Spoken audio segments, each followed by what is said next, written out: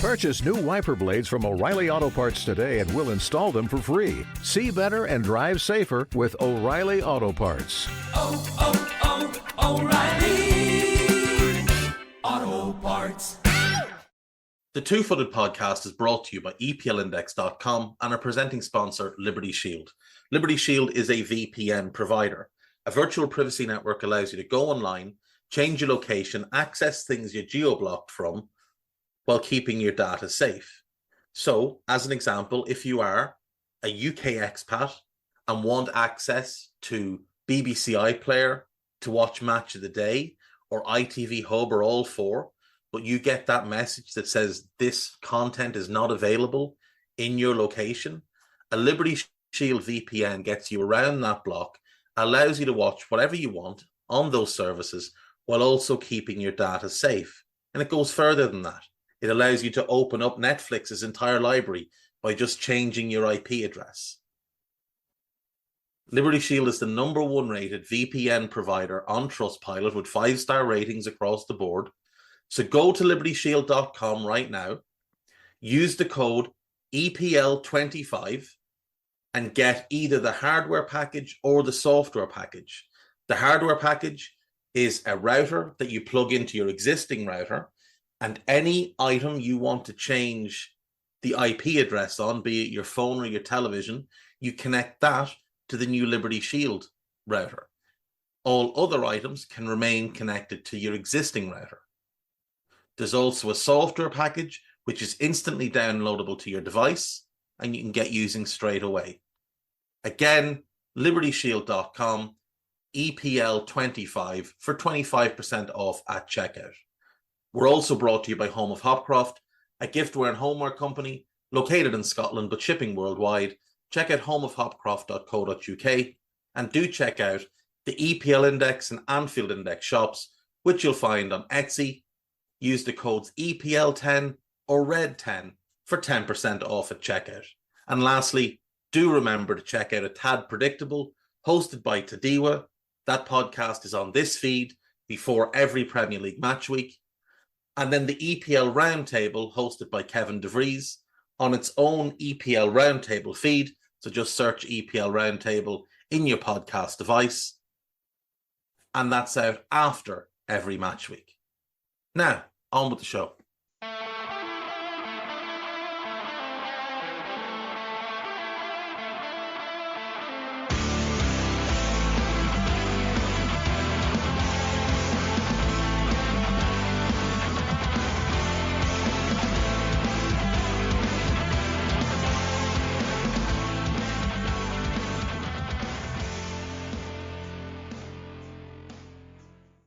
What's good, boys and girls? Two-Footed Podcast. Today is Friday. It is the 22nd of March.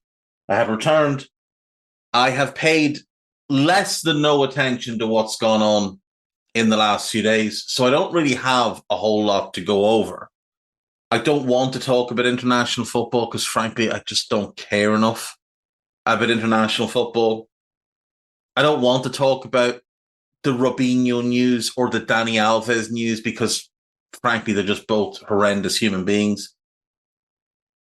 So what I thought we'd do instead is we'll do a bunch of gossip because we've got loads to catch up on. And there's one or two things I do want to talk about. One being the Leicester City situation, where they have been charged with breaching profit and sustainability and will now almost certainly start next season with a points deduction should they be promoted to the Premier League. Obviously, let's start, though, with Nottingham Forest, who have been docked 4 points for their breach of the financial fair play rules. Now, I've said before, I think it's a little bit unfair that they have been hit for seasons where they were not in the Premier League. I do understand that they've spent above and beyond since coming up, but largely they're being punished for having the ambition to get into the Premier League. That's something I think should be rewarded and not punished. Now, they are fortunate enough that the bottom of the league is not a particularly, strong group of teams right now. Everton are not good. Luton are not good. Burnley are dreadful, and Sheffield United are awful. And I think you could throw Brentford in with being not good this season. Now, Everton might shout and bawl that, you have to include Crystal Palace because Everton have had points deducted and otherwise they'd be above Palace. And that's fine. I'm happy to say that Crystal Palace have not been good this season. But there's mitigating circumstances there. Michael Elise has missed a ton of time. Doucouré has missed most of the season. Eze's missed games. Guehi's missed games. So whenever you take, the 4 best players out of a team for sustained chunks of a season, they're not going to be good. Especially when those 4 plus 1 or 2 others are a significant level above others. I would still say Crystal Palace are a better team than Everton. They've just had a lot of bad luck this season. But for Forest, it means they're 1 point behind Luton with 9 games to go. Now, if Nottingham Forest can take 1 point more than Luton across the remainder of the season, they don't deserve to stay up. Simple as that. There is also the second charge looming over Everton, which, if it's the same as the Forest charge, it could just be 4 points, which, given their goal difference, would leave them 4th from bottom, 1 point behind Luton, but ahead of Forest on goal difference. If it's more, it would drop them below Forest. If I was Forest, I probably wouldn't appeal it. Forest have admitted that they did break the rules. Now, the reason they only got 4 points and Everton got 10 points first time around, reduced to 6, is because Forest properly assisted with the investigation. They were very open about their situation. They weren't in any way trying to disguise it or make excuses. Now, they did have one excuse that I think does have some merit, and that is that they waited to sell Brennan Johnson until the end of the window to try and maximize the value they could get from, rather than selling him earlier in the window and potentially getting a smaller fee that might have helped them pass FFP or P&S, but wasn't in the best interests of the club. And surely that has to be a factor here. That the best thing for Forest to do was to hold on to him. But unfortunately for them, it did mean that that fee did not count towards the accounts for the 3-year span that they were being looked at for. It should mean that they're fine next year. But Everton, if they get 4 or 6 points, it becomes very difficult for them. When we look at Everton's running, they've got Liverpool at home to play at some point. Everton, by the way, have 10 games left. So that's another thing in their favour. They do have a game in hand on both Luton and Nottingham Forest. But they've got Liverpool at home. They go to Bournemouth, who beat them heavily at the Vitality twice last season. They go to Newcastle. Now, Newcastle are a bit of a mess, and the Sven Botman news is horrible. And hopefully he'll recover fully. It does go to show that Newcastle completely made a mess of that injury situation. And it would explain why Botman has not been particularly good this season. He was dealing with what was clearly quite a severe injury and trying to play through it. But Newcastle should still have enough to beat Everton. But Everton do get Burnley home. They go to Chelsea. They are the type of team that would cause Chelsea problems. They get Forest at home. They get Brentford home. They go to Luton. They get Sheffield United home.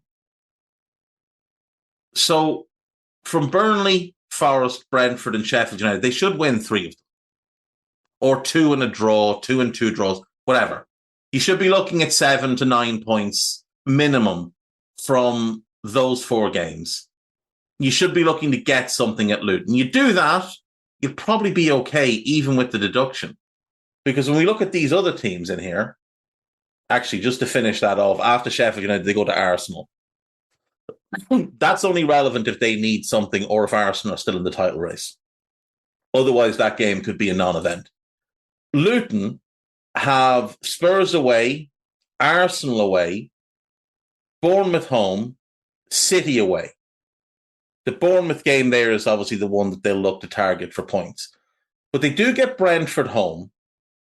They go to Wolves, who can be hit and miss. They get Everton home. They go to West Ham, again, can be hit and miss. And then they get Fulham home on the final day, who may well be on the beach.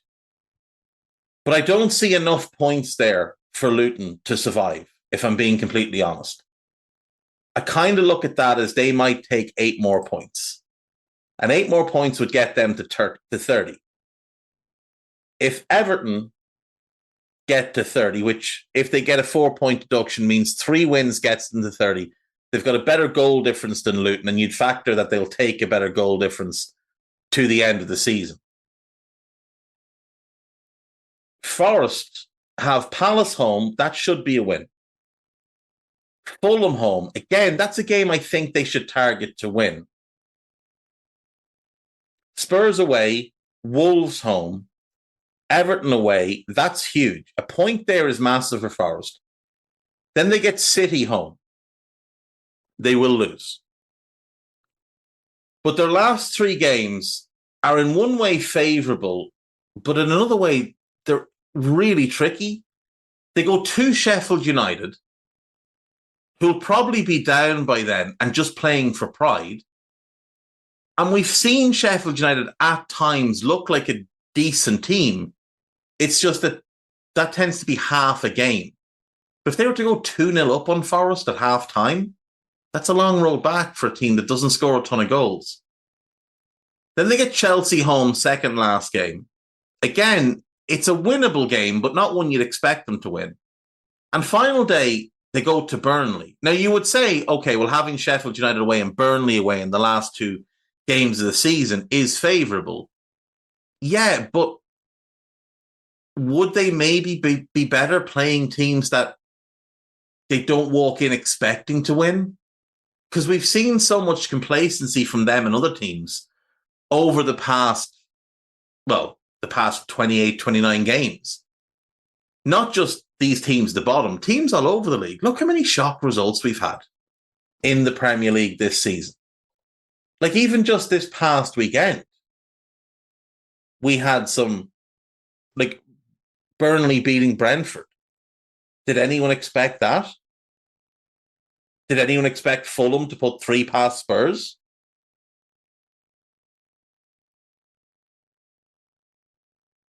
Week after week in this division, we are seeing really surprising results. Like even West Ham Burnley, 2-2. And the fact that West Ham had to fight back from 2-0 down. Bournemouth Sheffield United. Bournemouth having to fight back from 2-0 down. There's just a complacency with a lot of teams in the division where they look at an opponent and think, yeah, that's a win. You know, let's mark that one in. We'll get 3 points there. And it just doesn't work out for a lot of clubs. So for these teams, it's very difficult if you're getting a points deduction at this point in the season. It's really tough. Because you're so far into the year and you only have a certain amount of games to make it back up. Whereas I think for Leicester, it's almost favourable to get it now, like at the start of the season. So you walk in knowing, okay, we start on -4. And maybe it just drives you a bit harder into the season. Maybe it gives you more belief. Maybe it gives you a tighter-knit team spirit. We saw Rooney at Derby when they were getting points deductions and players weren't getting paid. And Rooney was able to foster a really good spirit among the team, and they outperformed expectations. Now, look, at the end of it, it meant absolutely nothing because they still went down. But at the same time, they gave themselves at least a fighting chance, which is all Leicester are going to be looking for if they come up. Like you look at that season, 21-22 for Derby. So they finished 23rd. They finished 7 points off relegation. They were docked 21 points. 21 points. They would have finished way above the relegation spots. That would have had them on 55 with a -8 goal difference. They'd have finished 17th. Reading would have gone down. Reading would have been 14 points below them.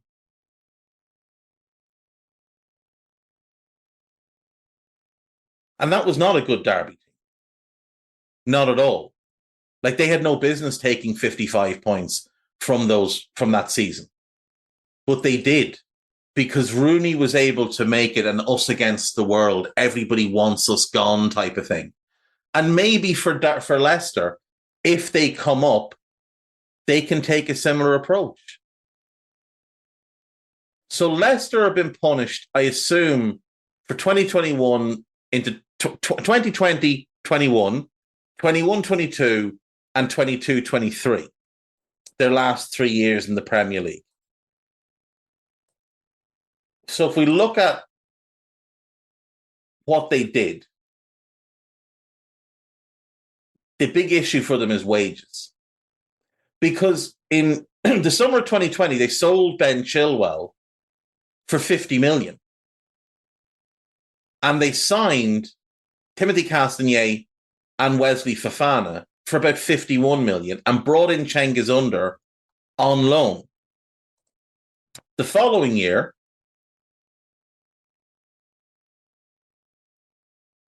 there was no real sales. A couple of small deals, Josh Knight, Admiral Musquet, Rashid Gissel. They probably brought in 10 to 12 million from a bunch of low money sales. But one departure that cost them money was Filip Benkovic. Now, you'll remember they spent 13 million to buy Benkovic. He was on loan a couple of times, did really well at Celtic. When Rodgers arrived at Leicester, you assumed Rodgers would like him because he'd had him at Celtic and done well with him. But instead, he never played him. He had a couple of failed loans. It was clear his confidence went. And Rodgers cut the cord. And they had to pay him to leave. They signed Patson Daka, Boubakary Soumaré, and Yannick Vestergaard, all for decent enough money. They also signed Ryan Bertrand on a free for big wages. And if you remember, at that time, that summer, that's what people were talking about, because they'd spent a lot of money without selling anybody. And the Leicester model had largely been one big sale every summer. That's what we need to do to balance our books, to keep ourselves above, head above water. In the summer of 2016, having won the Premier League title, they sold N'Golo Kante. And that helped them be able to go out and buy Nampalys Mendy, Ahmed Musa, and Slimani. Bad signings, but, they were able to spend money because they'd had a big sale. The following summer, they sold Danny Drinkwater. And that allowed them to go and get Iheanacho and Maguire and Adrian Silva. Again, not great signings, especially the Silva one, but certainly not spending outside their means. Summer of 2018, Riyad Mahrez leaves. They get James Maddison, they get Ricardo Pereira, Kagler Soyuncu, and Danny Ward all arrive. So they're balancing things because there's a big sale. Summer of 2019, Harry Maguire goes. That enables them to bring in Yuri Tielemans, Dennis Pryor, James Justin, and Iosi Perez. Summer of 2020, Doesn't happen. No big sale. But they spend. Summer of 2021 then, again, no big sale. So this is them under Rodgers. Oh, sorry, Chilwell went in the summer 2020. Sorry. Yeah, Chilwell went in the summer 2020. That allowed them to spend big. But summer 2021, there's no sale. There's no sale made. Rodgers insists they keep the team together and they build. And that starts the problems. That really does start the problems for them. And then the summer 2022, again, there's no sale early in the summer. They do sell Wes Fofana late, but that goes into the next year's finances. And yet they still bring in Wout Faes, Harry Suter, Victor Christensen, and their books are getting unbalanced now. And you look at this past summer where they've been relegated. They've sold Harvey Barnes for big money. They've sold Castagnier.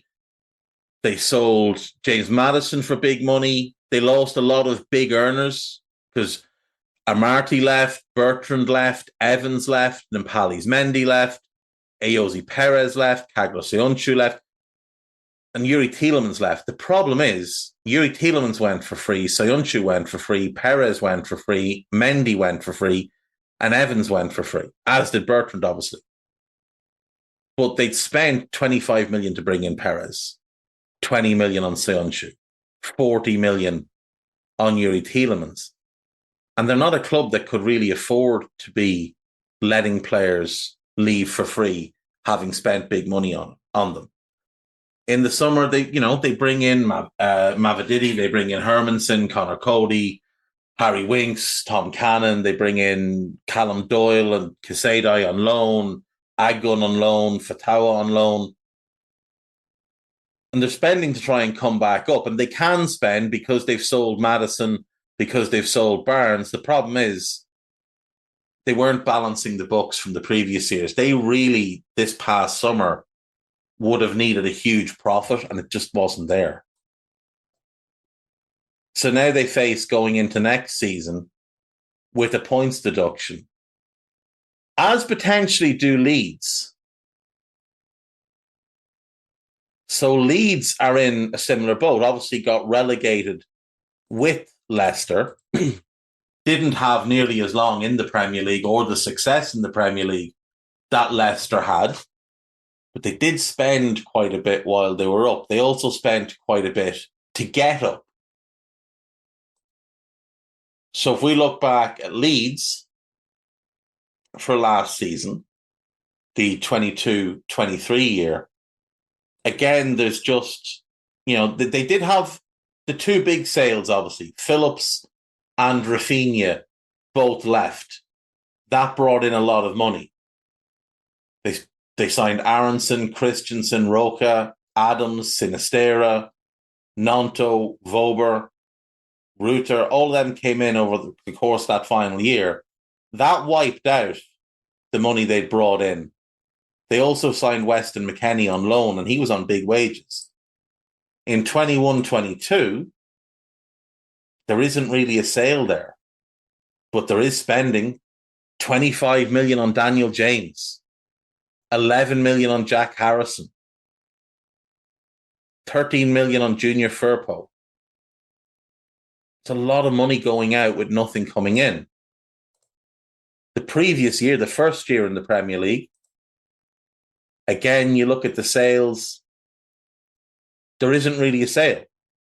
There's nobody gone who's bringing in money. And yet, Helder Costa, Ilan Melier, Joe Gelhardt, Rodrigo for big money, Robin Koch for big money, Diego Llorente for big money, and Rafinha for big money, all coming in the door. So they had 2 seasons of spending substantial sums with no sales. And even you look at that season in the Championship, a lot of players signed on loan from the Premier League, paying Premier League wages. There's the John Kevin Augustine fiasco, which didn't get resolved for a couple of years and would have counted against their books in one of those Premier League seasons. Now, they did have a couple of sales. Jack Clark, Kemar Roof, they brought in decent fees. Pontus Jansson brought in a decent fee. But they still spent more than they brought in. And then they came up and they spent heavily for 2 years. The third year probably balanced the books for that year, but not the previous years. So Leeds, in all likelihood, are going to get hit. Because again, like with Leicester, they'll also have been paying big wages. Like Rafinha and Rodrigo didn't go there because they grew up supporting Leeds. They didn't go there just for the fun of it. They went there because they were offered big money. Victor Orta was handing out big contracts. Calvin Phillips stayed because he got a new deal. And a bunch of others that helped them get promoted, sign new contracts. But again, as with Leicester, I feel like if they're going to get, well, again, neither of them might come up. I think one of them will come up automatically and the other one maybe through the playoffs, but maybe not. Maybe they both come up automatically and maybe it's a moot point. But, you know, if they do come up into the Premier League, I think they're better off starting with a points deduction than getting it 2/3 of the way through the season or 3/4 of the way through the season, as we actually are. The 3/4 of the way through the season. And if you're in a bad spot and all of a sudden the little bit of a buffer you might think you have on the relegation spots is taken away, as it has been for Nottingham Forest, as it may well be for Everton, they're much better off getting it and agreeing to it over the summer and starting off on a negative than getting hit with it during the year. And I know a lot of people are saying, oh, it's not fair and yada, yada, yada. And there is an argument that it's not fair. There is an argument that's not fair because they're not in the division. But again, they'd still get charged when they come up next year. The Premier League, if anything, are actually doing them a favour by charging them now. Because they did violate the profits. Well, it's unknown yet on Leeds, we assume. Leicester did violate the profit and sustainability rules, as did Everton, as did Forest. And they violated them over the same periods of time. So it makes sense to punish them all in and around the same period of time, rather than holding off on one because they just happen to not be in the division.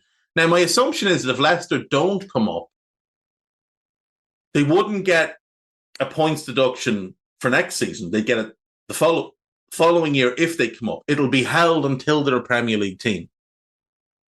The issue for Leicester is that if they stay in the Championship for a couple of years, they may end up violating the Championship's profit and sustainability rules. So if they come up with a points deduction and then go back down, they might end up going down to face another point deduction. But I do think it's important that these rules are implemented and are enforced. And I fully back all the people that say, well, what about Man City and what about Chelsea? They're very different cases. This is one charge. Everton had one charge. Forest had one charge. Everton have one more. Leicester have one. Leeds, if they get hit, will have one. One. Very straightforward. Manchester City have 115. And many of them are far more complex than us Joe Soaps can understand. So it's going to take time. And the issue with Chelsea is that Abramovich was so secretive. They may never get to the bottom of just how deep the cheating at Chelsea was. And it would take a gargantuan investigation to find out, because you'd have to go all the way back to when he bought the club in 2003. And it was long rumoured that he was paying players under the table, that players were getting money into offshore accounts, from third parties that Abramovich controlled. Long rumoured. But proving it now is going to be very difficult. Very, very difficult. And none of those players are going to want any part of that. They're not going to go along with it. They're not going to help with the investigation. They're not going to cooperate. Because if they do, some of them would face gargantuan tax bills themselves. And it could become very, very serious very quickly.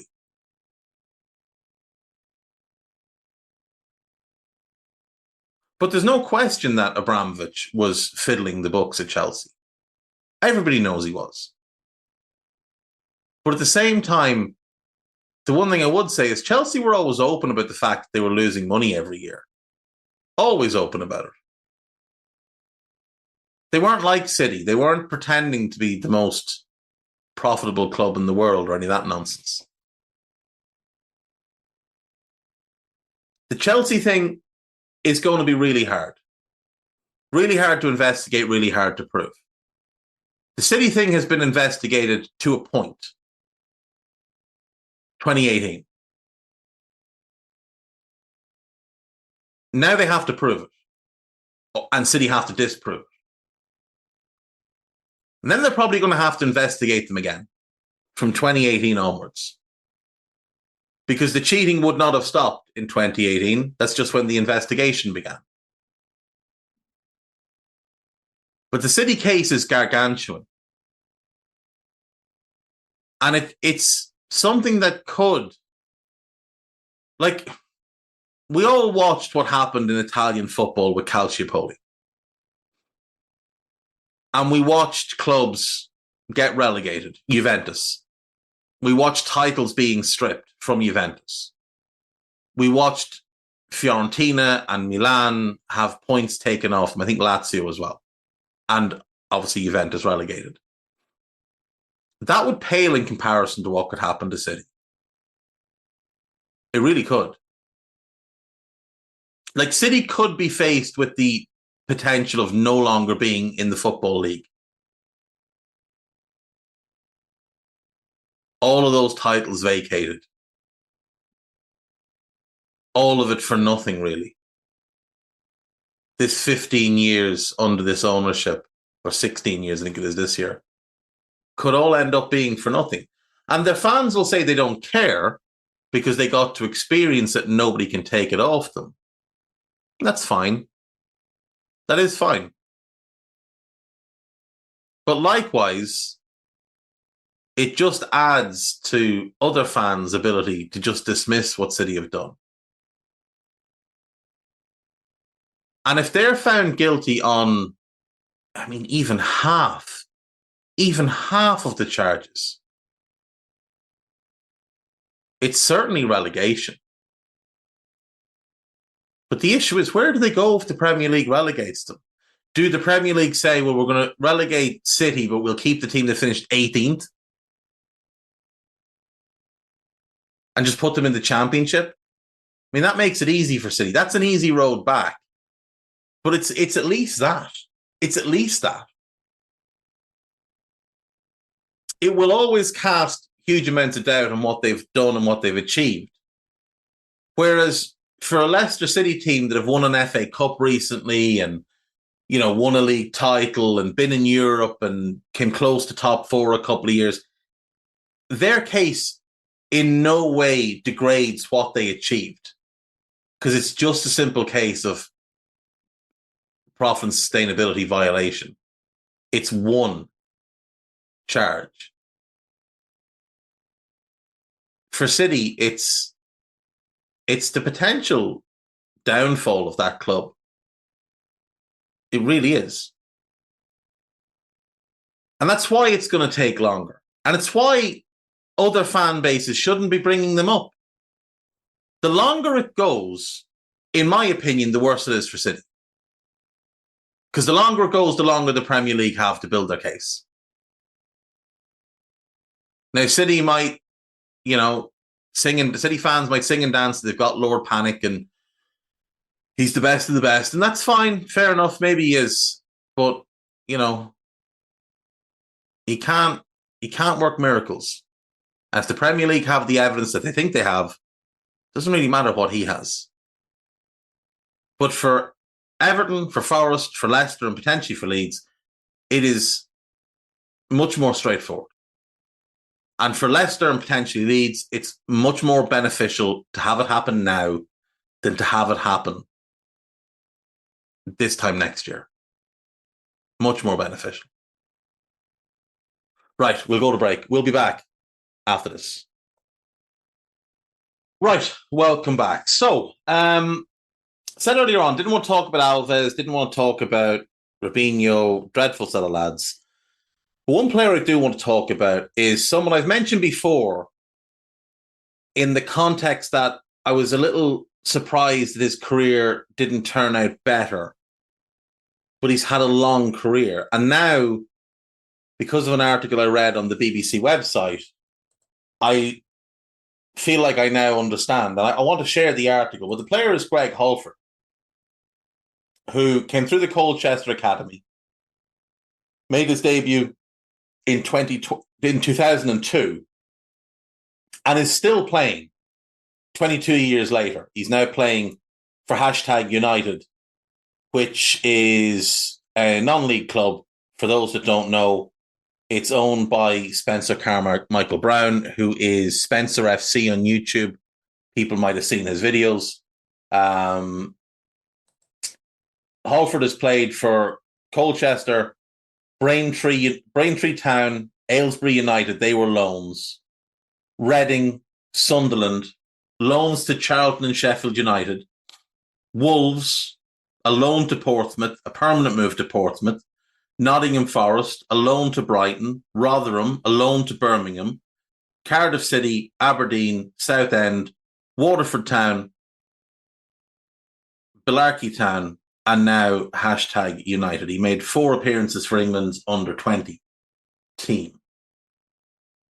And I never fully understood, because I remember seeing him at Colchester and thinking that that's a really, really talented young defender.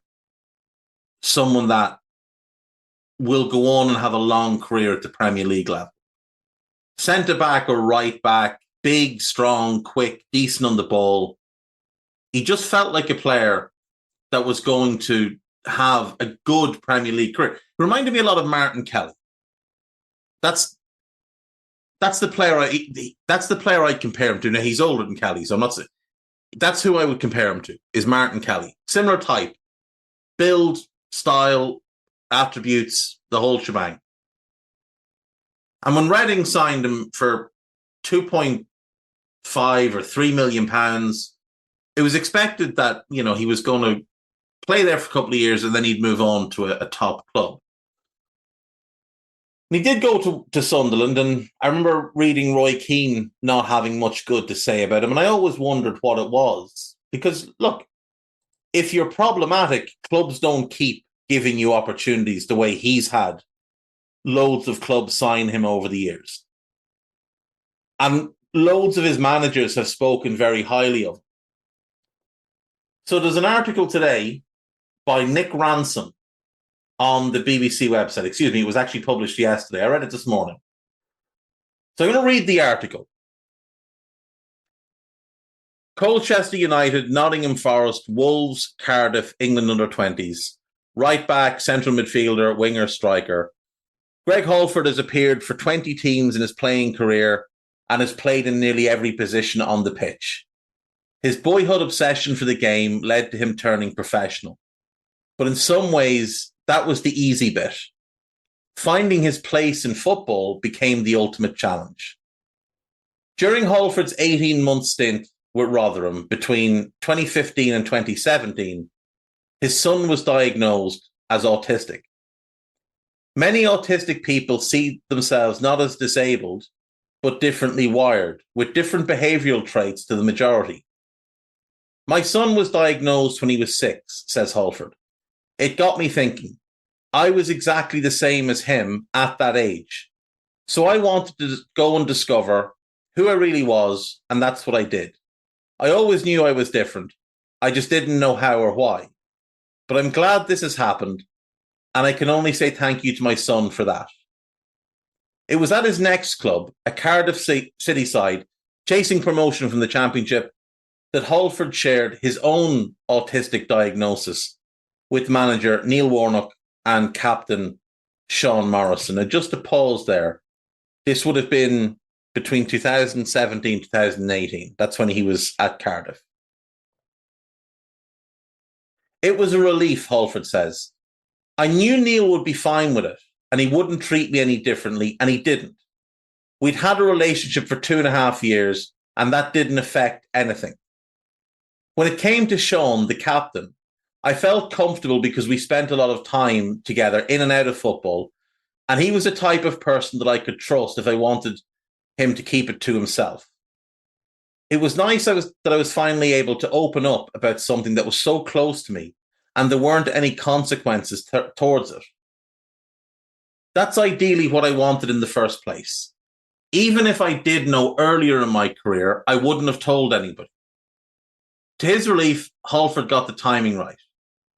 The 39-year-old has received widespread support since disclosing his neurotype and seems happier than ever.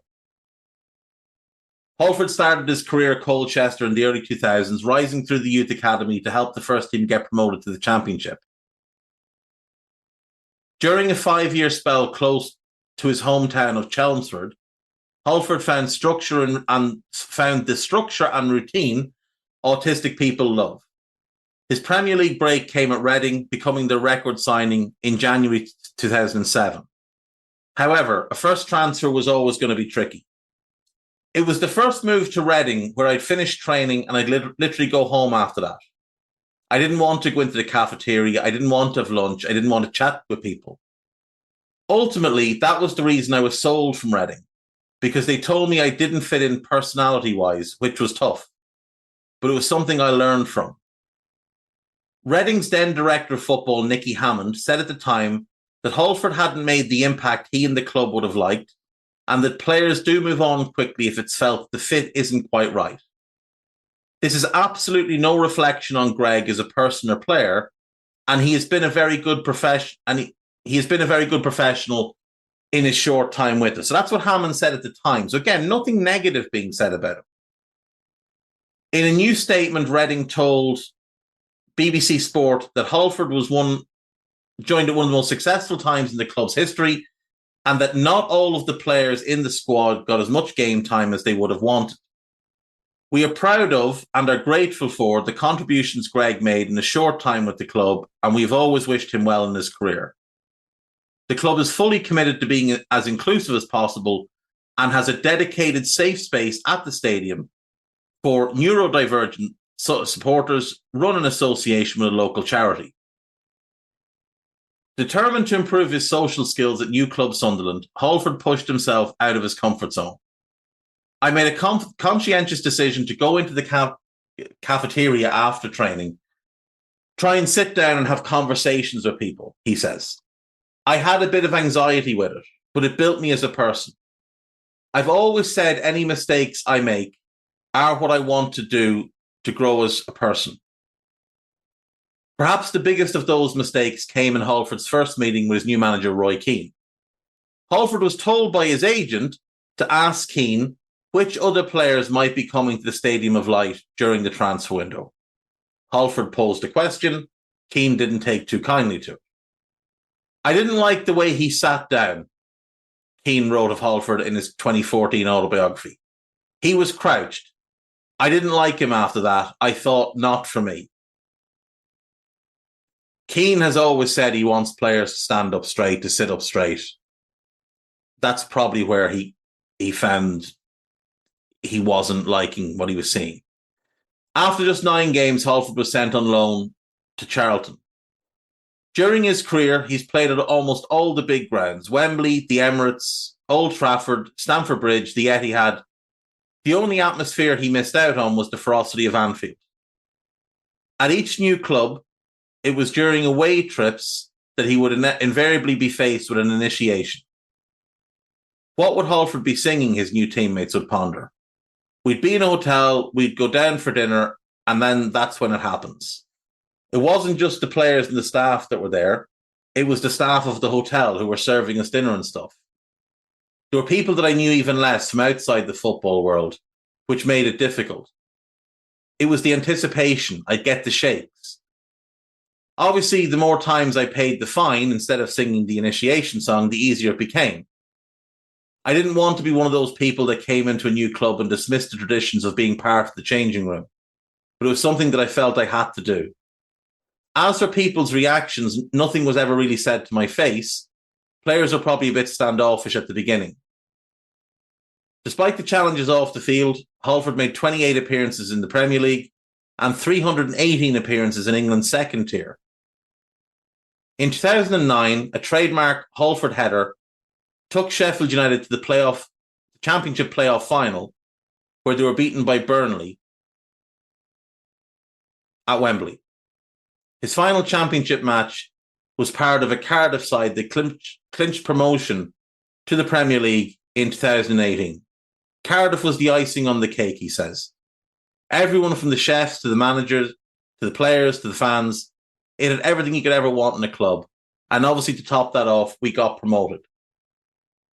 It was while with the Bluebirds that Halford discovered that he, like his son, had a different neurological operating system than most. Despite the late diagnosis, Halford has no regrets looking back on his career. He believes constant change, new environments, and new people have made him as versatile off the pitch as he is on it. It was a chance for me to be able to grow and understand how people tick. Maybe the one thing I would change would have been to become part of little cliques, so that I would be able to go and hang out with 2 or 3 people outside the changing room walls and been able to discuss things in a little bit more depth in terms of personal life and stuff like that. When it comes to the general atmosphere and the situations the football has put me in, I wouldn't change anything. These days, you'll find Halford's towering presence at #United in the Isthmian League Premier Division, a team fueled by social media following. He is also considering a move into coaching. Halford has become the 3rd player to talk of life being autistic in the Premier League, after former Manchester United right-back John O'Kane and ex-Republic of Ireland international James McLean, now of Wrexham.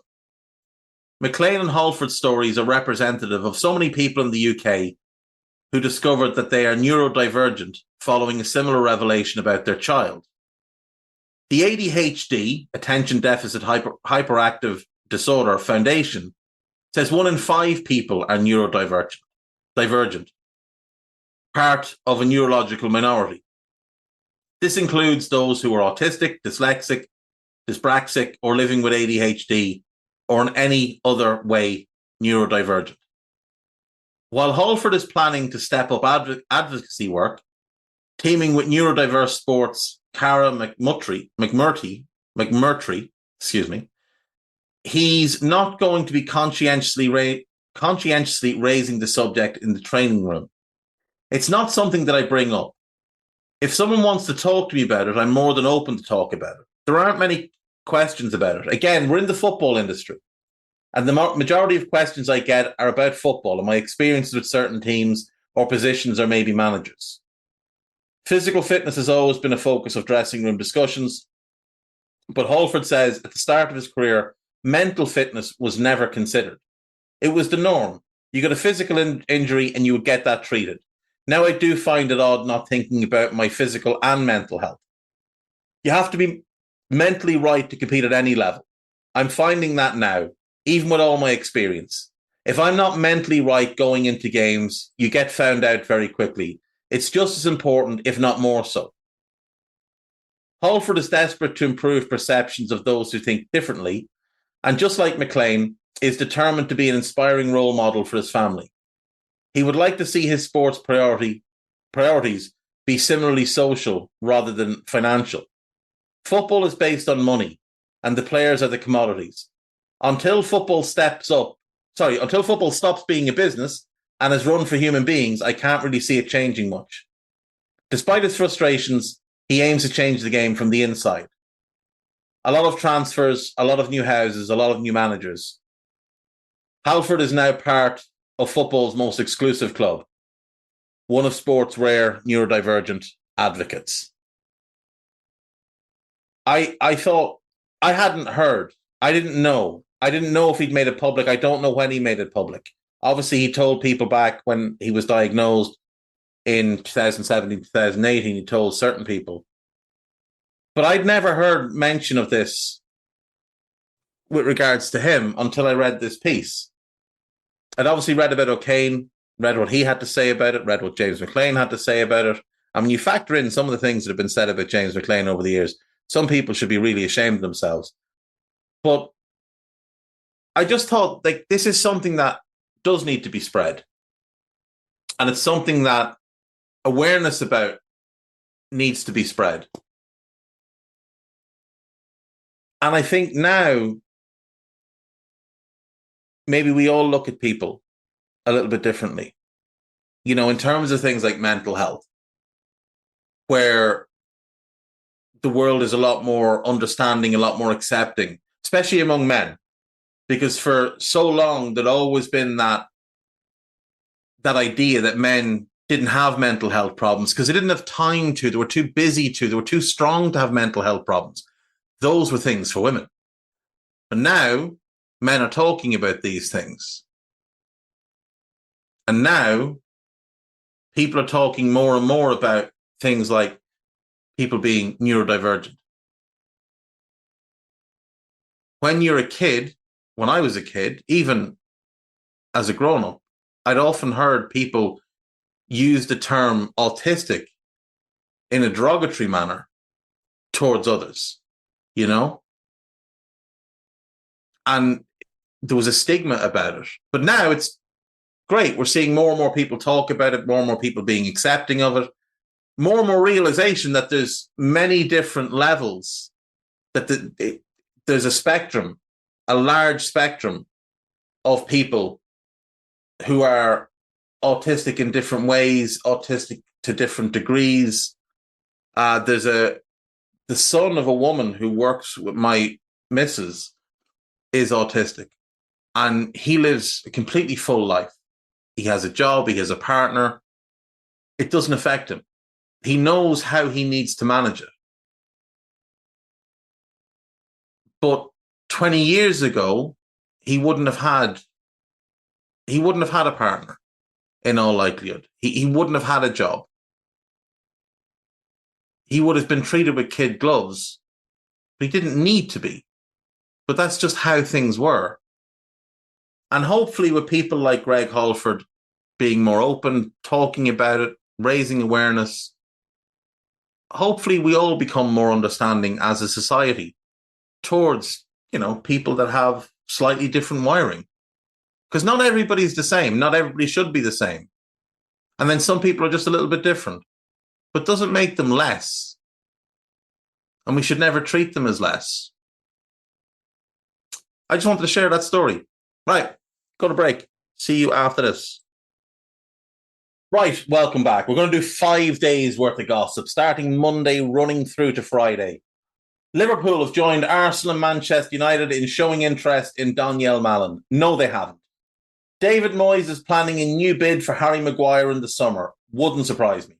Marcus Rashford is set to snub PSG and stay at Manchester United. Bad move. Atletico Madrid have inquired about a summer move from Mason Greenwood, but Manchester United have set an asking price of 50 million. I will immediately call nonsense on that because that is an exclusive from our friends at Football Transfers, who are, as we know, are a terrible set of lads, and Jack Talbot is the leader in the clubhouse for that. Greenwood's Manchester United teammates have backed him to play again for the Red Devils. I have doubts. Chelsea target Lenny Yoro wants to join Real Madrid, though Lille are asking 100 million euros for the French defender. Isn't he out of contract next summer? Newcastle will be forced to sell one of their key players this summer in an effort to balance the books. I think we can all bet that Guimaraes is the most likely.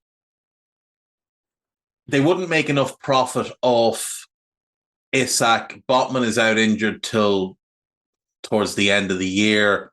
Nobody's buying Tonali off that ban unless Newcastle are willing to take a loss. And the only one I can think that might have some interest is Anthony Gordon, but I don't think it'd be worthwhile.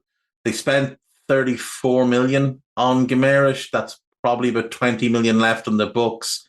They'll get 100 million. That's 80 million of profit they can look to clear. Christian Eriksen will leave Manchester United at the end of the season if a suitable offer comes in. That's fairly common knowledge, to be fair. Brighton are keeping tabs on Reece Nelson. I don't think there's any truth to that. Brighton also maintain interest in Kieran Dewsbury Hall. I would believe that one. Inter Milan are confident that Lautaro Martinez will sign a new contract. Again, I fully believe that. Oliver Giroud wants an MLS move to either Los Angeles or New York when his contract expires. Oliver Giroud just to me, LA suits him. He just has that LA vibe to him. Liverpool are closely monitoring Ajax's 18-year-old Netherlands defender Jarell Hato. Super talented, so yeah, maybe. Manchester City are in advanced talks to sign 14-year-old USA youth forward Cavan Sullivan. I mean, I assume it's Cavan Sullivan, but Sullivan hints to Irish lineage, I reckon. And here it's Cavan. So I'm going to call him Cavan Sullivan, who is part of the academy at Philadelphia Union, but is yet to sign a professional contract. I don't know anything about the kid, but I'm going to assume there's some Irish lineage there.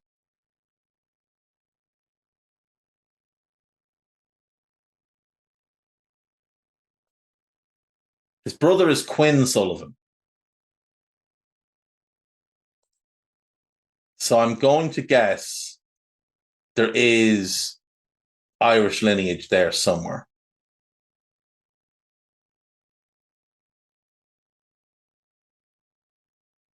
Doesn't say if he's got Irish parents or grandparents or what, but sure, look. Moving on. Newcastle will only consider selling Bruno Guimaraes to fund their summer transfer spree. They don't really have a say if a club pays the buyout. Real Madrid and PSG are keeping tabs on Guimaraes. PSG would be a great move for him in terms of what they have and who they have and how he'd fit. I can see the logic for Real to replace Toni Kroos. I just don't know how they make it all fit. Unless Tchouameni's moving to centre-back, I don't see how it would fit. Bayern Munich are open to selling Joshua Kimmich this summer, but he is only interested in joining Manchester City, Arsenal, Liverpool, Real Madrid, or Barcelona. I reckon he ends up at Man City. Manchester United and Liverpool are among the clubs interested in signing Brahim Diaz. No. Manchester City's midfielder Bernardo Silva says he will return to his first club, Benfica, but he's refused to say when. I think he wants to end his career back there. Everton will demand a minimum of 80 million for Jared Branthwaite, and rightly so. Raheem Sterling will snub interest from Saudi Arabia this summer as he bids to win silverware with Chelsea next season. That will be a blow to Chelsea, who want rid of him. Chelsea are set to reward Cole Palmer with a new contract with much improved terms. This is how not to run a football club. He's 1 year into a 5-year deal. Not even 1 year. Let's see him do it 2 years in a row. Let's see more production from open play before you give him much improved terms. Eddie Nketiah might leave Arsenal this summer, and Wolves have joined the Premier League clubs chasing a deal for the 24-year-old. I mean, he should leave Arsenal. I don't know what the fee would be for him. Borussia Dortmund will be willing to re-sign Jadon Sancho on a permanent basis, but only if Manchester United are willing to accept less than half of the 73 million they paid for the 23-year-old in 2021. What a mess. Spurs have set their sights on Ben Johnson of West Ham. He'd be a good depth defender there. Liverpool have stepped up their interest in Piero Hincapié, maybe. Manchester United are in advanced talks with Kobe Mainoo over a new contract. Is it I think it's Kobe Mainoo. I've heard it said different ways, and I remain unsure. Either way, he's a tremendously talented young footballer. Chelsea have identified Simone Inzaghi as a potential replacement for their current coach, Maurizio Pochettino. And former Manchester United striker Eric Cantona has said he would be interested, or has hinted that he would be interested in a role at the club under Jim Ratcliffe. Okay. Jim Ratcliffe has made Gareth Southgate his top choice to replace Ten Hag in the summer. Wouldn't that be magnificent? Manchester United might let Jack Grealish leave this summer as they look to raise funds. They'll take a huge loss on it. Alexander Isak is on the Arsenal shortlist as the Gunners aim to bring in a forward this summer. They've got profit and sustainability issues of their own. Arsenal are also interested in Victor Gyökeres, £75 million buyout. So best of luck. Tottenham, Chelsea and West Ham have all expressed interest in signing Ivan Toney. I mean, I think he'd be great. He'd be great for any of them. I think he'd be perfect for Spurs, genuinely.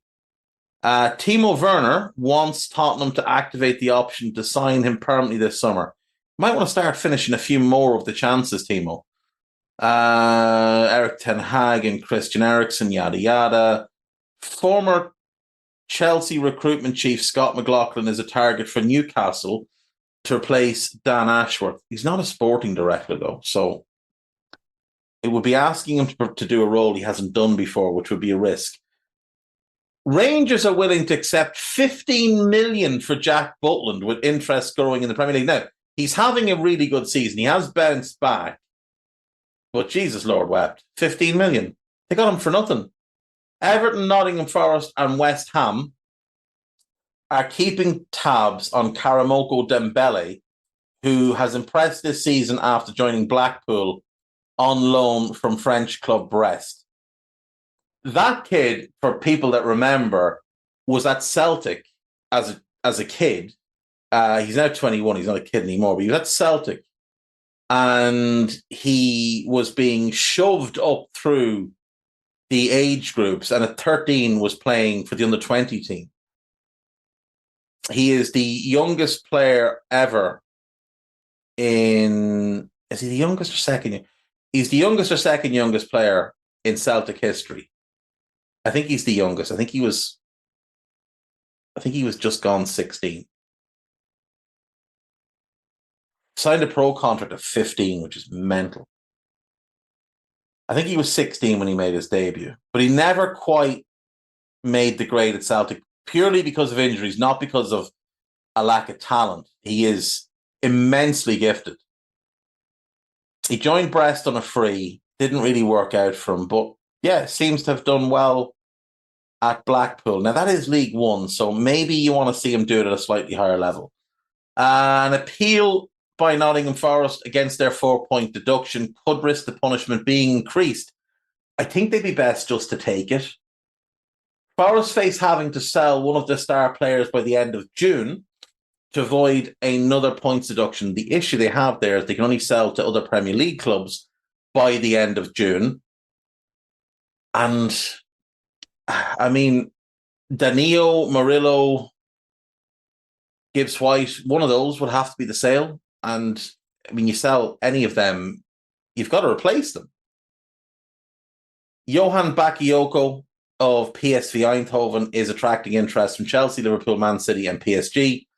PSV want between 50 and 60 million for the 20-year-old. He's very talented. Don't think he's worth that, though. Not now. Erling Haaland has given given Manchester City a scare by limping out of training while on duty with Norway, but I believe he's playing today or tomorrow, whenever they're playing, so he should be fine. Tottenham are preparing a move for Conor Gallagher. Liverpool, Tottenham and AC Milan are among the clubs interested in Tosin Adarabioyo.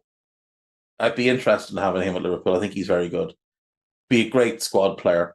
Tottenham are also interested in Rafinha, whose career at Barcelona is unclear. Chelsea are leading the race to sign Victor Osimhen. I just don't think they are. I really don't think they are. Arsenal, Chelsea, and Manchester United are all interested in Ukrainian midfielder Georgi Sudakov, who's valued at £85 million.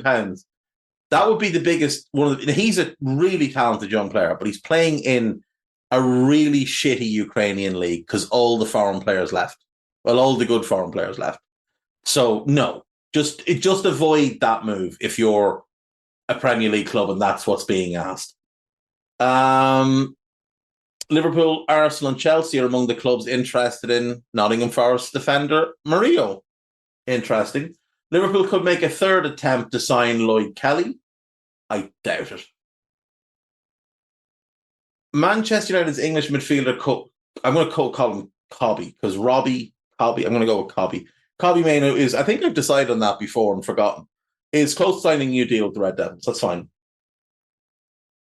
Thiago Silva is in regular contract with Fluminense as he looks to secure a return home when his Chelsea contract runs out at the end of the season. Eddie Howe, Graham Potter, and Gary O'Neill could all be in the running for the England job if Gareth Southgate leaves for Manchester United. I think Potter is the obvious one because he doesn't have a job at the moment. Bayern Munich could turn to Jose Mourinho to replace Thomas Tuchel if they fail to land Xabi Alonso. For 1 or 2 years, it mightn't be terrible, but I would still pass. I just don't think Jose is suited to a top club anymore. Antonio Conte is also wanted by Bayern. He would be a better choice. Arsenal are set to offer Jorginho a new contract. I think they might, because I don't think they've got a bunch of money to spend this summer. I think they're going to be tight this summer. Victor Lindelof says he has no desire to play in Saudi Arabia. He would melt in Saudi Arabia. He nearly melted when he played in Portugal. Angel Di Maria is considering a return to his boyhood club, Rosario Central. I'd love to see that. Leeds are set to offer Archie Gray an improved contract amid interest from top 6 Premier League clubs. Makes sense. He's so good. He's so good. Manchester United are targeting João Gomes of Wolves as a replacement for Casemiro. Totally different player and kind of redundant when you have Mainoo. So I don't know. Arsenal, Liverpool, Man City, and Man United are all keen on Rodrigo of Real Madrid, and the Spanish Giants could be persuaded to negotiate if they receive an offer of 85 million plus. Right. Liverpool are planning to allow Joel Matip, Thiago Alcantara, and Adrian to leave the club this summer. All makes sense. Manchester United face competition from Real Madrid for Jared Branthwaite. Doubt it, but if Real were smart, he is the type of centre-back I'd be looking to bring in. For sure.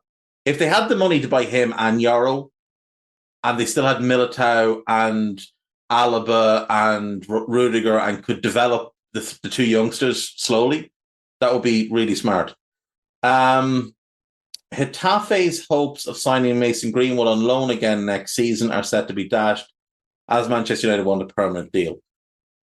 Barcelona are willing to offer Everton the pick of 4 players: Ansu Fati, Clement Lenglet, Serginho Dest, and Fermin Lopez, in a bid to land Amadou Onana. Amadou Onana might be the least Barcelona player I can think of.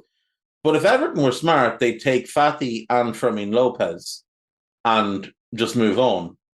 And some cash, obviously. But 80 million is far too much for Amadou Onana. Tejan Koopmeiners is told Atalanta he wants to leave this summer. Good for him. Eric Ten Hag's job is safe for the rest of the season after impressing Jim Ratcliffe in the early stages. I'm not sure how he's impressed him. United and Brighton could explore a deal for Kieran Dewsbury-Hall, who could leave Leicester for a cut price fee if the Foxes fail to win promotion. He should go to Brighton. It's just a better move for him. Timo Werner to Spurs. Yeah, we read that yesterday. Harry Maguire, read that yesterday. Alexander Lacazette is attracting serious interest from Saudi Arabian clubs. Maguire wants Gareth Southgate to remain as England manager despite Manchester United. If he gets the United job, it's the best day of Harry Maguire's life. AC Milan will look to offload Divock Origi, who's been a disaster. He hasn't been good for Forest either. 7-time Manchester United Premier League winner Roy Keane says, I could see that happening when asked about the club being linked with Gareth Southgate. I don't know if he said it in a happy way or not, though. Newcastle are interested in signing Feyenoord left back Quilinci Hartman. I don't think so. They have enough left backs. They've got 3 of them. Lindelof in the Saudi Pro League. Everton are likely to be hit with a 4-point deduction from their second hearing for profit and sustainability. Right, there we go. That's me for today. It's me for the week. My voice is going. I'm out of practice. I will see you all on Monday. Take care of yourselves. Goodbye.